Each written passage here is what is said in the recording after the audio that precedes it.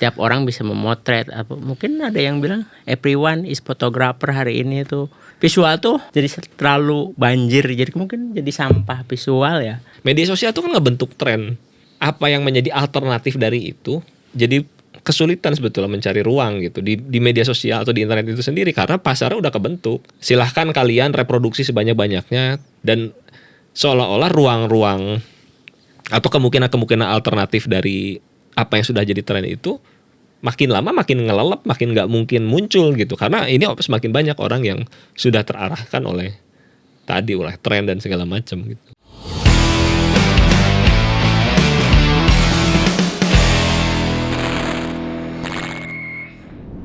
Baik lagi di Voice of Raus, masih di Seta Podcast Studio. Bagi yang mau take podcast audio atau video bisa mampir ke Seta Podcast Studio yang beralamat di Setra Duta. Enggak.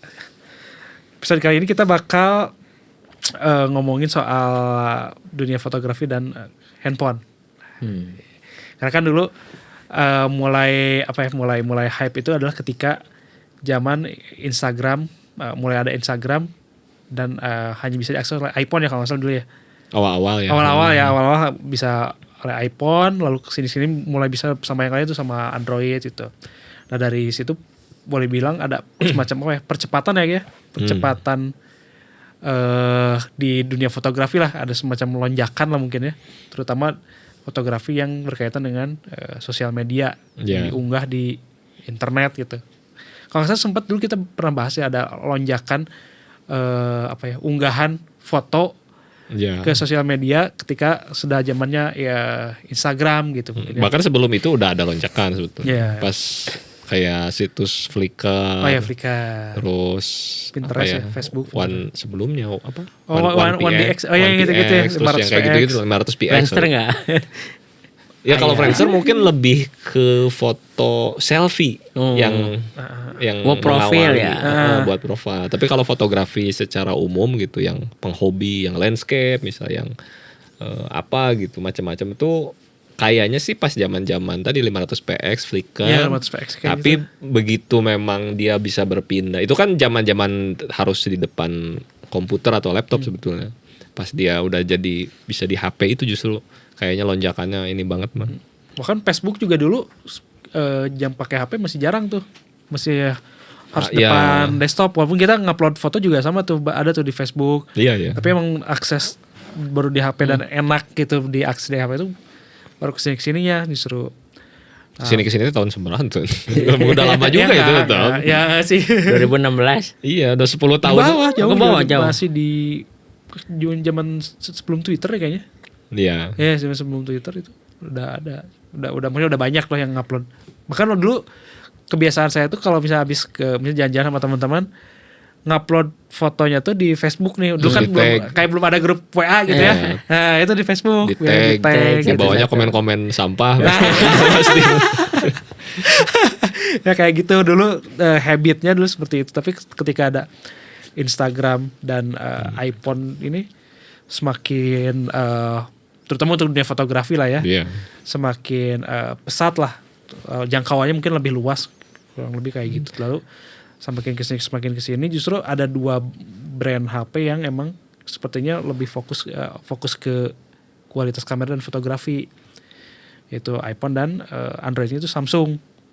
Ada semacam apa ya, kayak ada dua persaingan mungkin ya. Tapi Samsung kalau Google Pixel sama Samsung duluan mana ya ininya? Samsung kayaknya, betul ya. Google Pixel kayaknya nggak terlalu umum ya.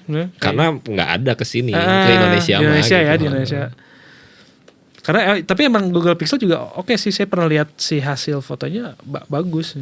Pernah lihat nggak lo? Ya. Kayaknya kalau di Amerika mah pertarungannya justru iPhone sama Google Pixel dibanding sama Samsung. Sekarang mau nggak tahu ya, kalau awal-awal dulu mah kayaknya lebih ke situ. Meskipun duluan iPhone. Mungkin setelah itu iPhone saingannya sama Sony, Xperia. Oh iya Xperia itu yang bagus juga. Kerjasama sama Zeiss malah. Xperia musik beda seri. Kalau yang Xperia tuh awal-awal justru sama Zeiss, sama Carl Zeiss sudah mulai ada sama lensa gitu ininya tuh. Kayaknya pelopor deh ya. Pelopor. Nah mungkin kalau kayak ada positif dan negatifnya dulu deh nih kita.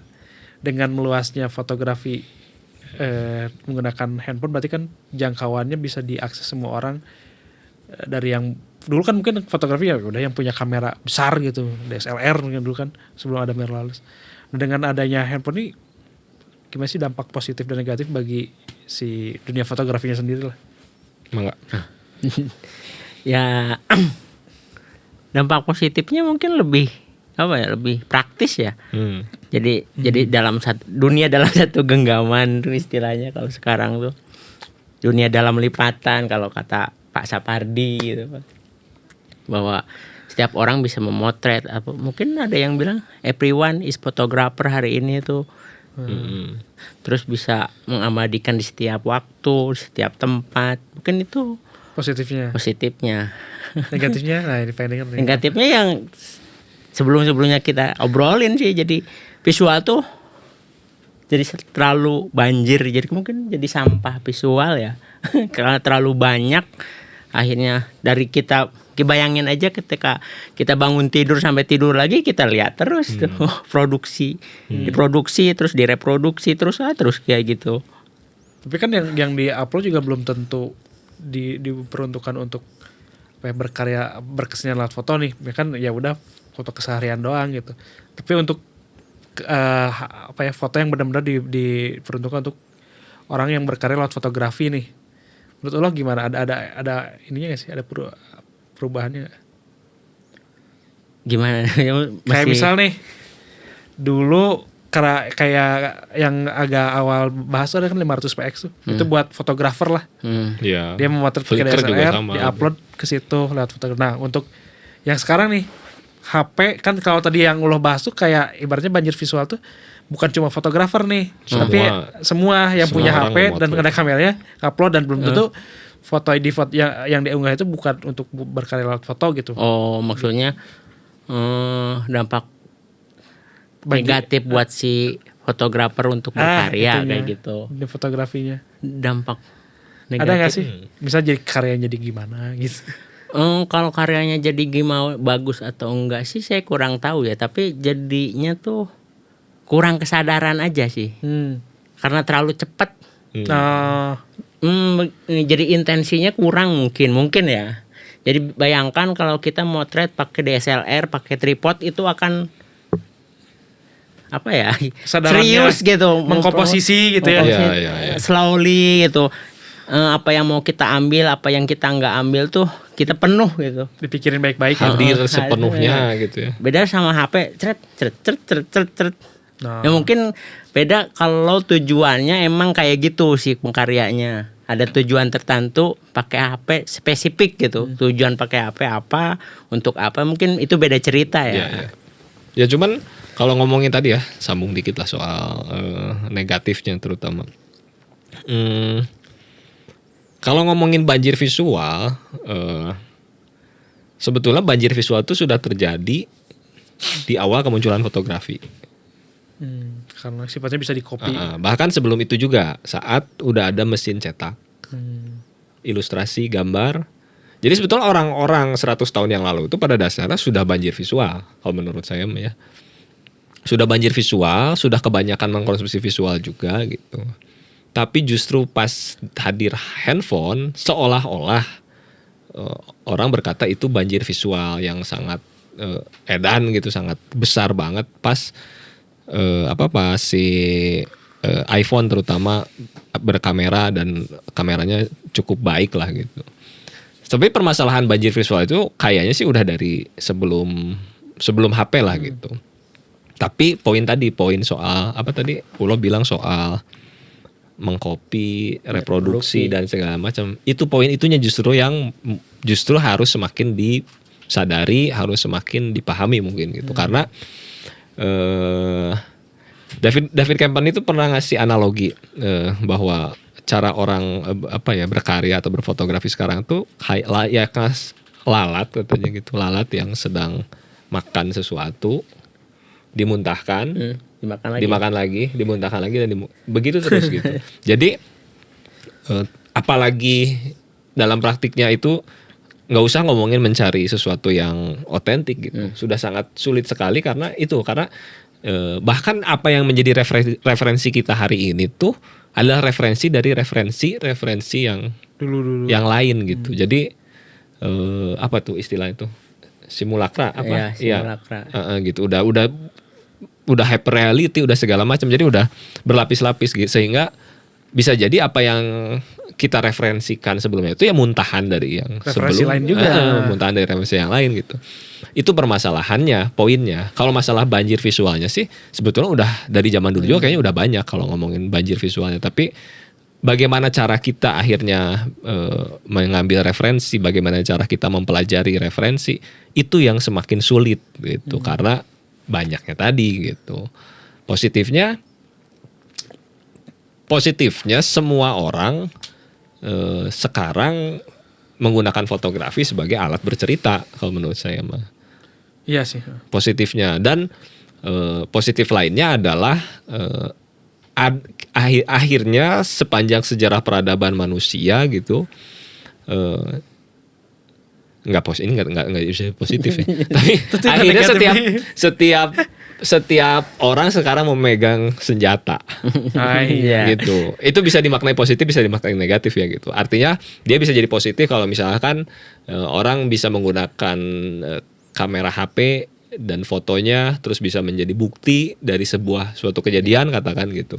Yang akhirnya bisa membuktikan sesuatu, bisa jadi positif gitu. Kalau itu memang menyangkut hukum, keselamatan dan segala macam gitu. Negatif bisa jadi negatif karena artinya privasi orang hari ini makin hilang gitu. Nggak usah ngomongin HP doang gitu, ngomongin CCTV dan segala macam. Tapi kan HP ini kita aja nggak sadar ya, maksudnya kita juga nggak tahu HP kita tuh yang berkamera itu kameranya nyala pas kapan aja kita nggak tahu sebetulnya. Bisa aja dia nyala pas saat kita nggak butuhkan sebetulnya, dan itu bisa dijadikan data oleh perusahaan-perusahaan yang lebih besar, bisa digunakan segala macam gitu, data-data itu gitu. Sama kayak kita kalau lagi ngomongin apa gitu ya, tiba-tiba iklannya muncul nih. Iya, kerekam gitu kan.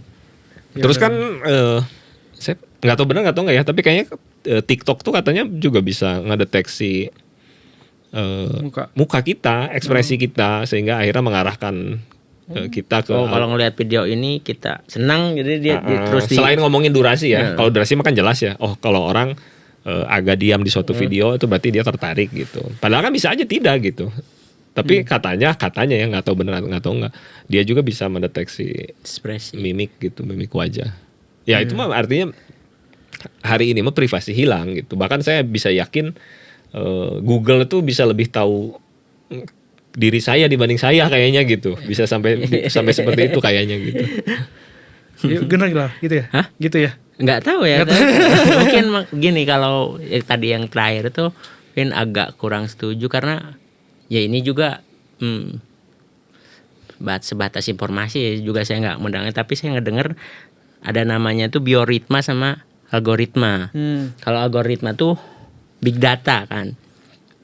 Sumbernya big data yang tadi agak bilang bahwa kita lebih tahu Google lebih tahu daripada diri kita itu secara big data. Tapi ada namanya deep data yang secara personal banget mungkin nggak tahu ya. Ya tapi kan pada akhirnya itu kan apa ya, pertarungan. Saya ngelihatnya gitu, pertarungan di mana akhirnya misalkan kita yang mungkin tadi deep data kita mengetahui sesuatu gitu, tapi karena pengaruh tadi HP yang sudah bisa segala macam, semua aktivitas kita di situ dan terekam oleh sistem gitu yang besar gitu, yang merekam semuanya gitu, terekam dalam server dan segala macam, sehingga bisa jadi yang tadinya deep data itu lama-lama terkikis, lama-lama tertutupi saat si algoritma ini mengarahkan kita misalkan membeli ke barang-barang yang kita sebetulnya nggak perlu amat, mengarahkan kita ke perkumpulan yang sebetulnya mungkin bahasa sekarang mau toksik gitu. Bisa aja gitu karena diarahkan seperti itu oleh algoritma gitu. Dan akhirnya algoritma ini kan diarahkan oleh kepentingan-kepentingan tertentu juga gitu, yang pasti ada ujung-ujungnya mah ya duit lah gitu, apa gitu yang mau diarahkan dari situ gitu. Ya ujung-ujungnya pasar kan. Mungkin nyambung tadi yang namanya tuh bahwa karena ya percepatan ini jadi kita tuh terkikis ya, karena mungkin kurang ngelihat ke dalam ya, mungkin karena terlalu cepat jadi kurang ngerem ya mungkin ya. Akhirnya tuh tergerus sama Pak Her. Biasanya tuh kalau nggak salah ya ini kita ngerasa itu selera kita, padahal itu selera pasar. Betul. Betul. Sekarang tuh hari ini tuh ada 2 DNA.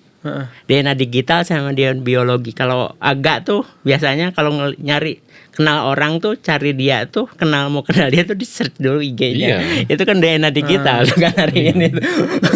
Karena itu paling mudah representasi. Hari ini kan hampir semua orang membuka privasi ya sebetulnya kepada dunia gitu. Dan permasalahannya memang selain itu juga tadi yang ngomongin HP dan segala macam.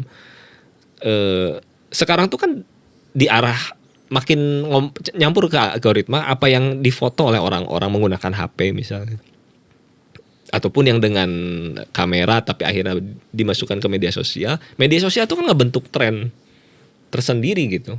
Yang disukai pasar tuh yang seperti apa, yang di akhirnya banyak likes, banyak follower dan seperti apa, sehingga apa yang menjadi alternatif dari itu jadi kesulitan sebetulnya mencari ruang gitu di media sosial atau di internet itu sendiri, karena pasarnya udah kebentuk. Ini yang disukai orang. Silahkan kalian reproduksi sebanyak-banyaknya tren seperti ini sehingga kalian bisa punya nama, kalian bisa terekspos dan segala macam gitu. Dan seolah-olah ruang-ruang atau kemungkinan-kemungkinan alternatif dari apa yang sudah jadi tren itu makin lama makin ngelelep, makin nggak mungkin muncul gitu, karena ini semakin banyak orang yang sudah terarahkan oleh tren dan segala macam gitu.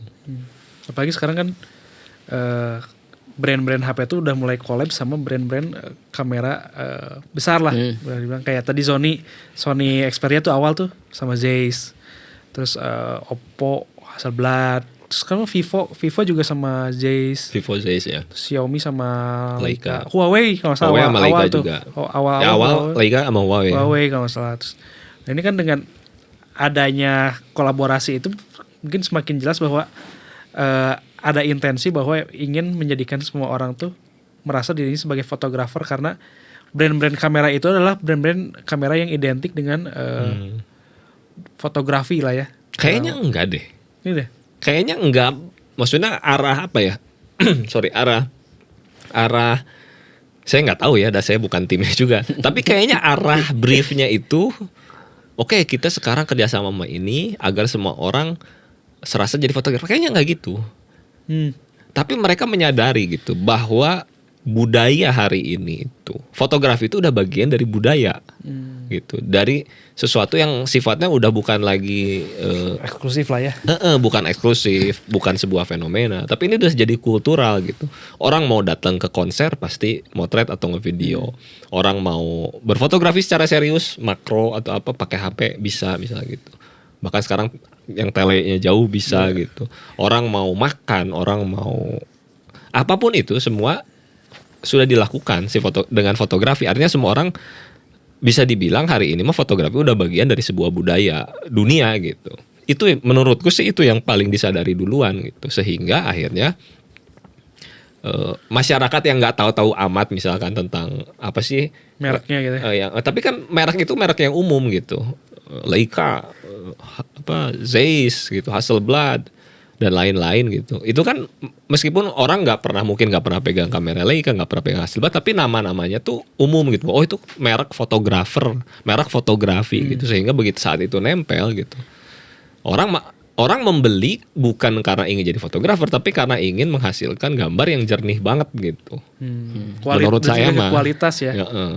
Terlepas dianya mah belum tentu dipakai bukan tidak dipakai layaknya seorang fotografer, katakanlah fotografer profesional yang biasa memotret makanan, food untuk menu gitu, dengan orang yang membeli HP yang bisa memotret makanan dengan bagus juga, kan udah beda, tetap beda tujuannya gitu. Bukan jadi fotografer, tapi gimana caranya menghasilkan gambar yang jernih, yang bagus gitu, yang menurut bagusnya ini bagus menurut banyak orang dan tren gitu maksudnya gitu. Walaupun emang sebenarnya beberapa brand-brand itu juga mengendorse fotografer juga sebenarnya. Ya tentu lah. Itu mah udah organik gitu, organik aja. Nggak ada HP, brand HP kerja sama brand kamera atau lensa, ya brand ambasadornya ya fotografer gitu untuk menghasilkan gambar yang bagus, yang akhirnya dilihat oleh masyarakat banyak. Wah, kalau saya beli HP itu saya bisa menghasilkan foto seperti itu. Tapi berarti pengaruh buat pengaruh buat hasil fotonya juga apa yang ada di internet sekarang jadi makin bagus harusnya ya. Harusnya. Jadi lebih bagus nggak? Saya nggak tahu sih. Jadi lebih bagus secara gak? Kualitas gambar lah dulu. Kalau narasi kan terjadi. Iya, kalau secara kualitas gambar bagusnya juga ya. Ya jernih, tajam. Jernih ya gitu. Tajam atau over sharpen iya. Seringnya ya. Kan dibantu AI-nya kali ya. Nah itu tuh AI di HP. Bahkan sekarang tuh ada di iPhone aja ya. Di iPhone itu ada company aplikasi gitu yang membuat di saat semua orang berlomba-lomba kamera atau aplikasi itu menggunakan AI, ada satu company saya lupa namanya apa, justru bikin aplikasi untuk pengguna iPhone kamera tapi menghilangkan 100% AI-nya gitu. Biar yang gelap tuh tetap gelap, yang terang tetap terang gitu. Nggak ada yang high dynamic range gitu, nggak perlu itu. Dan kadang kalau saya juga suka motret pakai HP ya gitu, tapi maksudnya mungkin lebih ke kebutuhan komunikasi gitu dibanding kebutuhan serius berkarya kalau saya gitu. Karena jujur kalau saya mah kurang nyaman menggunakan handphone untuk untuk kebutuhan berkarya gitu. Karena pakai HP itu saya serasa kehilangan kontrol aja gitu. Padahal berkarya tuh menurut saya tuh bisa menikmati proses berkarya karena saya ngerasa saya punya kontrol. Dan dengan kamera saya ngerasa saya punya kontrol. Kalau pakai HP itu saya nggak ngerasa punya kontrol gitu. Karena udah banyak campur tangan AI dan lain-lain itu. Ya, udah terlalu canggih.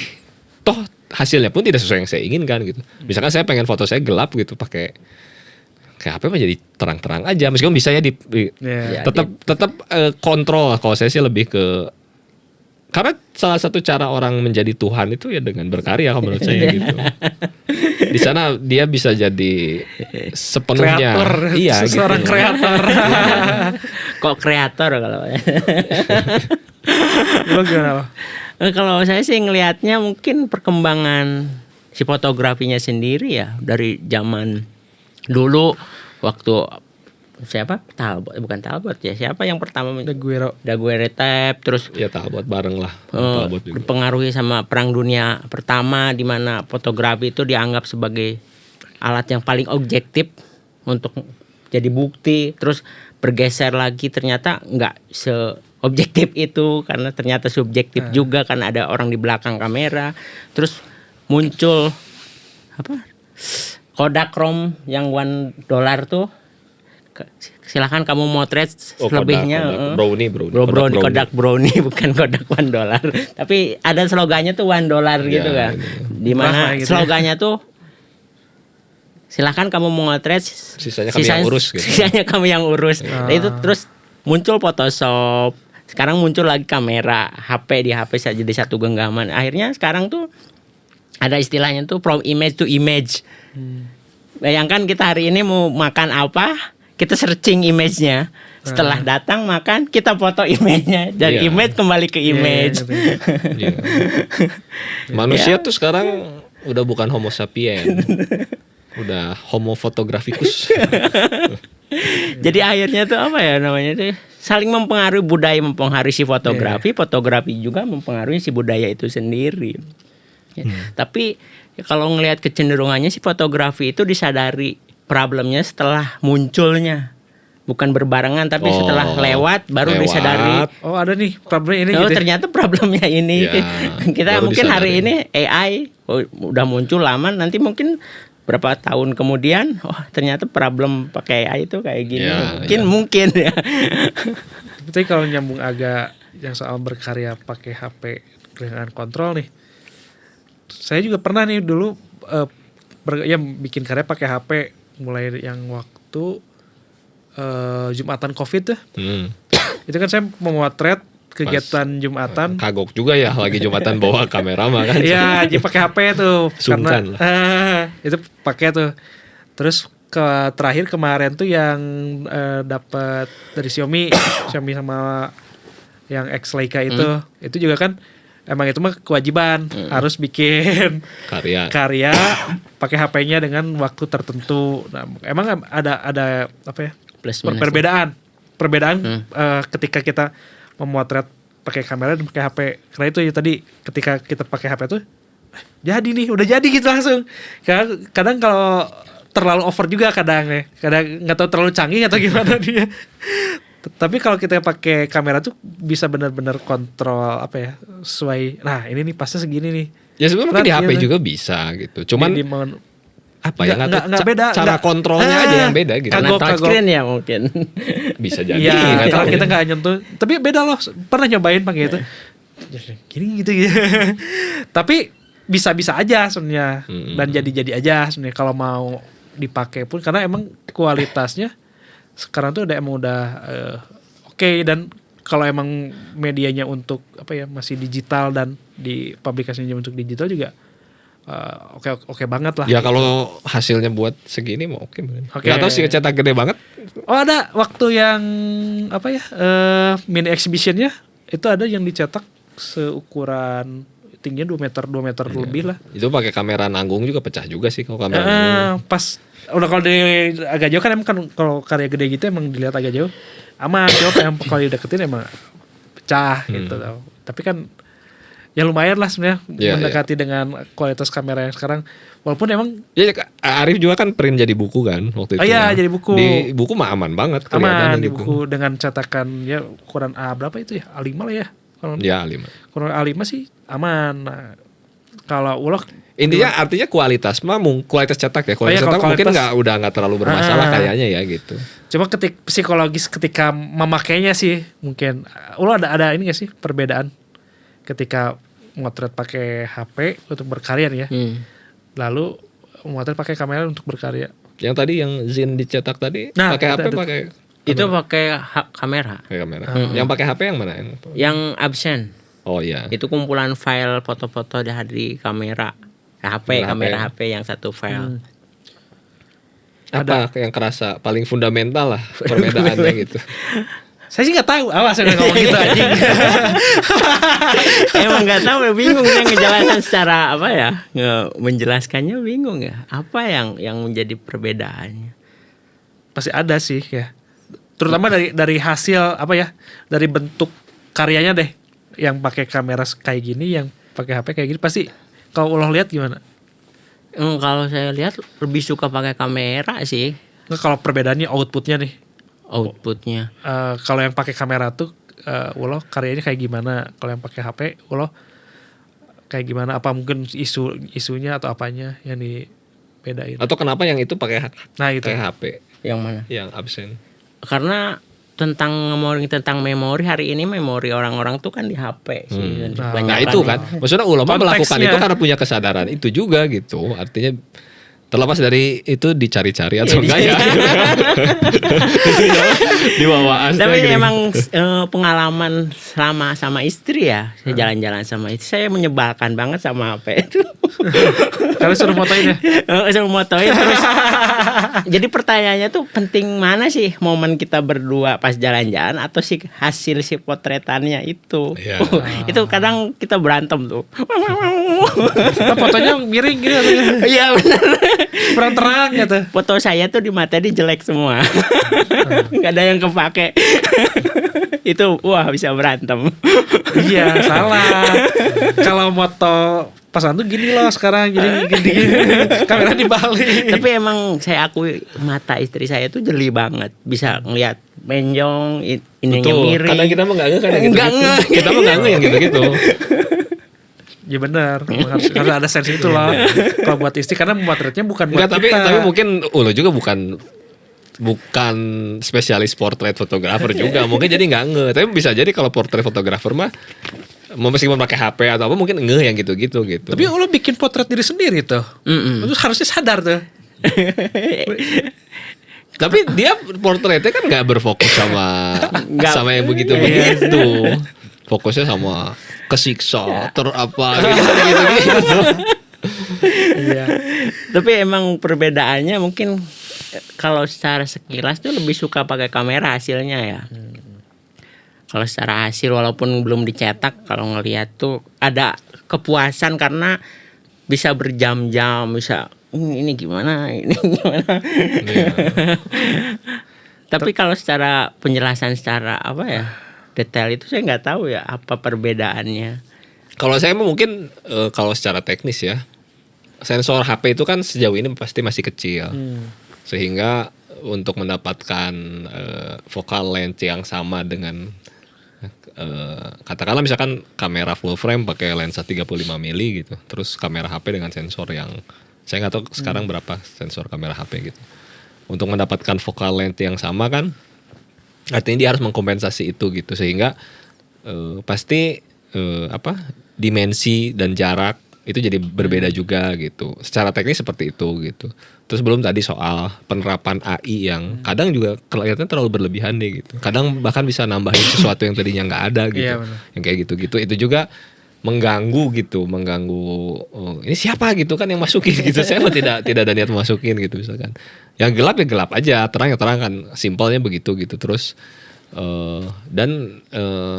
mungkin beda tiap orang ya. Mungkin orang ada yang nyaman banget pakai HP dan bisa ngerasa punya full control di situ gitu. Tapi kalau saya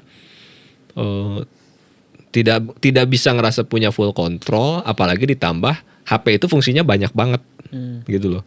Bukan cuma buat motret kan, buat chat, buat komunikasi nyatet, sih. buat komunikasi, buat apa macam-macam gitu. Jadinya M-banking. nah iya gitu. Maksudnya kalau saya mah pada akhirnya kalau urusan memotret lebih senang untuk punya satu device gitu yang emang khusus buat itu gitu.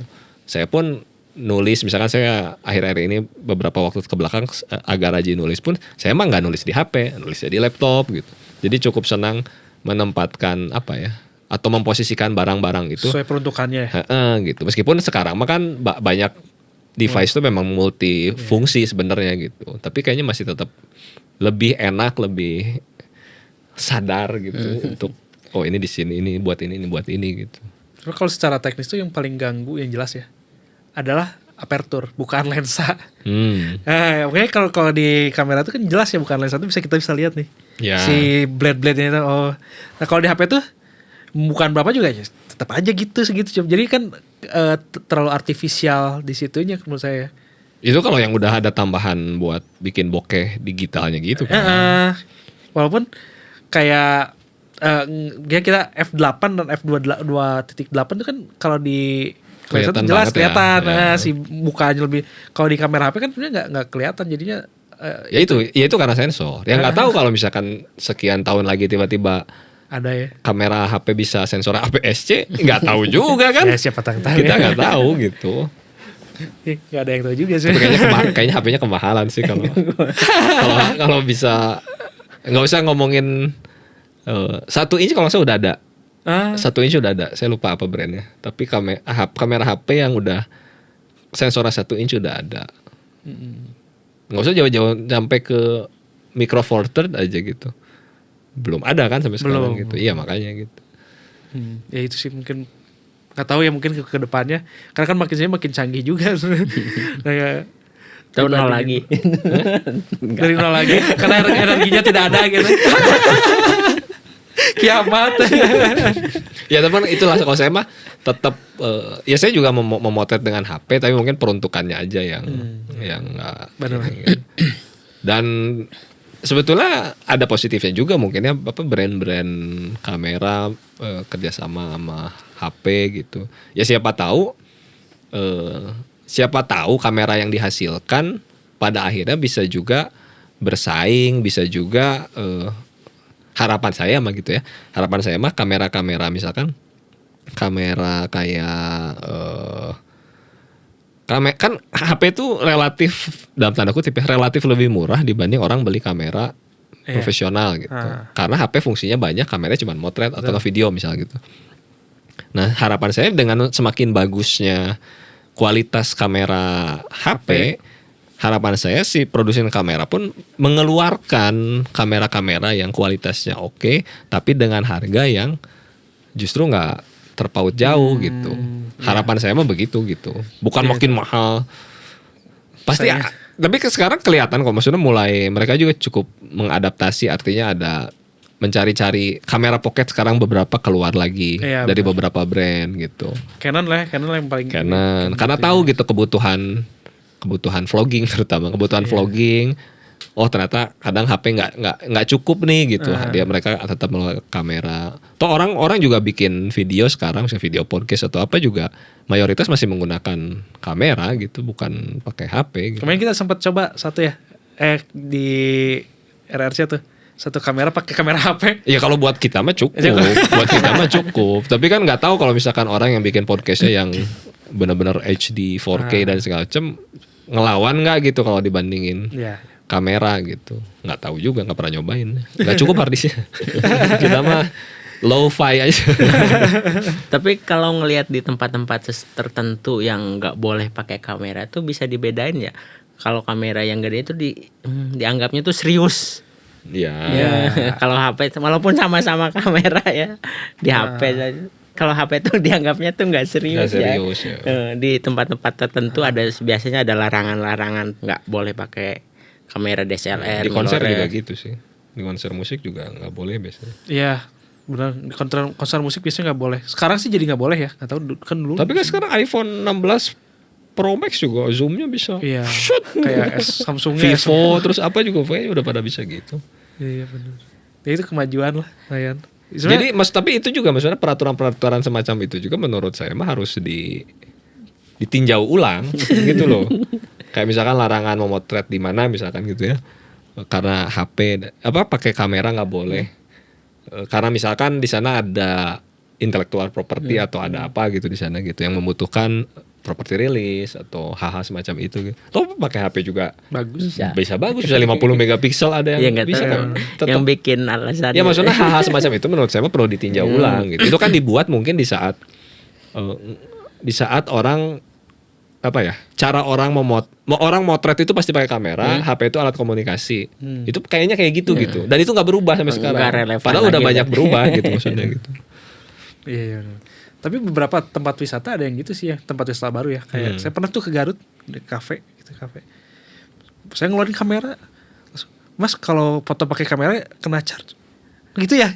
Ya udah pakai HP aja. Enggak mau motret apa emang? Motret keluarga. Keluarga aja foto-foto tapi pakai kamera gitu. Kena charge. Oh gitu beda ya? Iya. Udah jadi pakai HP itu. Di Lembang juga ada kafe yang depannya itu taman bunga matahari kayak gitu. Di depan sebelum masuk tuh ada rule-nya bawa kamera DSLR mirrorless kena cas 100. Kalau saya sih mending gak jadi masuk ya.